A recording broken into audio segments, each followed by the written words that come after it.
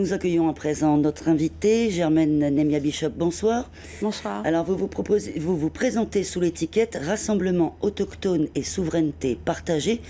Souveraineté partagée avec qui? Souveraineté partagée avec les autres peuples, les autres communautés du territoire. Même les métropolitains? Tout le monde, sachant que la condition sine qua non, c'est quand même qu'il y ait la souveraineté du peuple kanak, des droits du peuple kanak. Ça, c'est la condition initiale. Vous n'avez pas vraiment de calendrier de campagne, vous allez là où les gens vous appellent, ça c'est un petit peu original comme concept.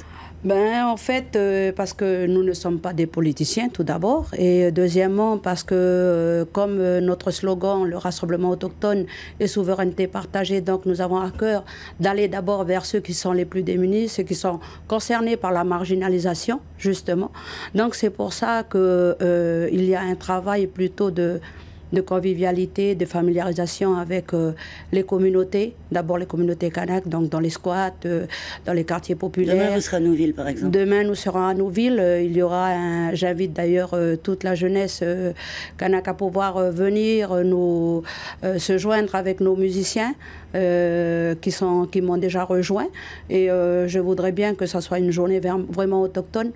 Voilà, il faut savoir aussi que nous n'avons pas beaucoup de moyens, donc nous demanderons aussi la participation on va dire une contribution participative de la population. Alors, vous briguez un siège de député à l'Assemblée nationale. Dans un an, ce sera la sortie de l'accord de Nouméa. Oui. Pour vous, l'accord, c'était une bonne ou une mauvaise chose? Je pense qu'avant d'aller vers un autre accord, il faut déjà faire un bilan de l'ancien accord. Un référendum?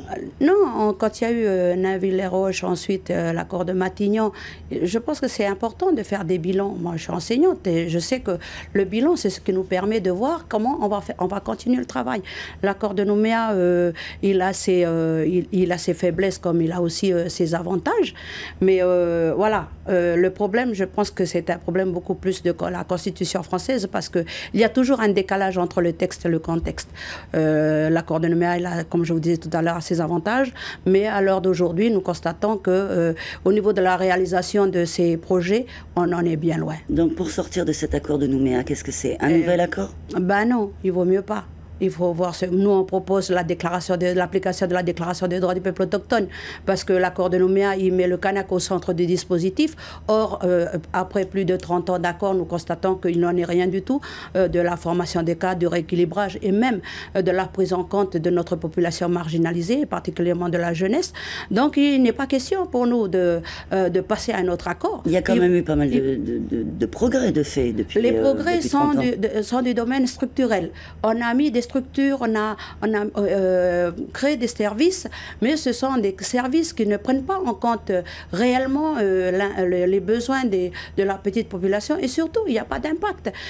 Concernant, par exemple, là on lisait tout à l'heure sur l'article, le point 3 du préambule qui parle de restituer les mémoires, tout ça, on parle de l'identité confisquée. Aujourd'hui, on n'en voit pas. Les établissements scolaires continuent à raconter l'histoire de la France.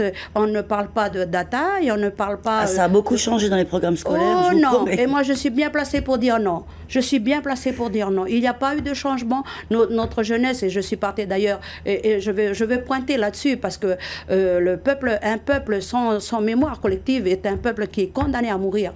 Et ça, c'est un gros tome de l'histoire qui l'a dit. Je crois que le peuple kanak, si on continue à occulter son histoire, l'enseignement de son histoire, on risque de devenir dans quelques années, on n'a pas besoin de 20 ans pour le confirmer, et on sera en face à un peuple sans histoire. Germaine Nemia Bishop, merci beaucoup d'avoir accepté notre invitation. C'est moi qui vous remercie. On a bien senti votre implication. Merci.